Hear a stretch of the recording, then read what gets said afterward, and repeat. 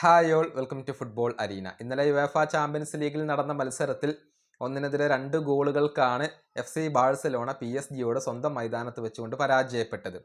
ഈ മത്സരത്തിൽ PSG ആണ് ആധിപത്യം പുലർത്തിയത്.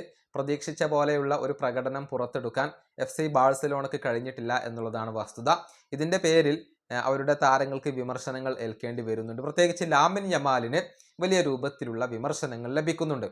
അതായത് മത്സരങ്ങൾക്ക് മുന്നേ നെഞ്ചും വിരിച്ചുകൊണ്ടാണ് വലിയ മത്സരങ്ങൾക്ക് വേണ്ടി അഥവാ ബിഗ് മാച്ചുകൾക്ക് വേണ്ടി ലാമിൻ യമാൽ വരിക. പറയാൻ കാരണം അദ്ദേഹത്തിൻ്റെ ഇൻസ്റ്റഗ്രാം സ്റ്റോറിയാണ്. ഇന്നലത്തെ PSG-ക്കെതിരെയുള്ള മത്സരത്തിന് മുന്നേ അദ്ദേഹം സ്റ്റോറികൾ പങ്കുവച്ചിരുന്നു.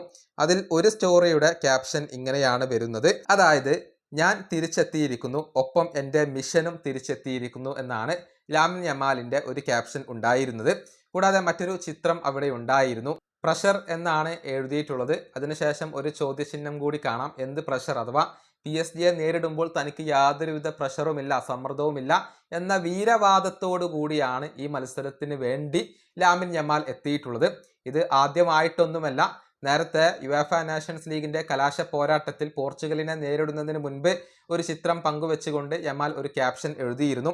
ഇതിനു വേണ്ടി ജനിച്ചവൻ എന്നായിരുന്നു അതിൻ്റെ ക്യാപ്ഷൻ ആയിക്കൊണ്ട് എഴുതിയിരുന്നത്. അതായത് ബിഗ് മാച്ചുകൾക്ക് വരുമ്പോൾ വലിയ ആത്മവിശ്വാസത്തോടു കൂടിയാണ്, അതല്ലെങ്കിൽ നെഞ്ചും വിരിച്ചുകൊണ്ടാണ് യമാൽ വരിക. പക്ഷെ തിളങ്ങാൻ കഴിയുന്നുണ്ടോ എന്നുള്ളത് വലിയ ഒരു ചോദ്യചിഹ്നമാണ്. അതായത് ഇന്നലെ PSG-ക്കെതിരെ തിളങ്ങാൻ യമാലിന് കഴിഞ്ഞിട്ടില്ല. അദ്ദേഹത്തിൻ്റെ കണക്കുകൾ നമുക്കൊന്ന് പരിശോധിക്കാം. 71% മാത്രമാണ് അദ്ദേഹത്തിൻ്റെ പാസ് അക്യുറസി വരുന്നത്.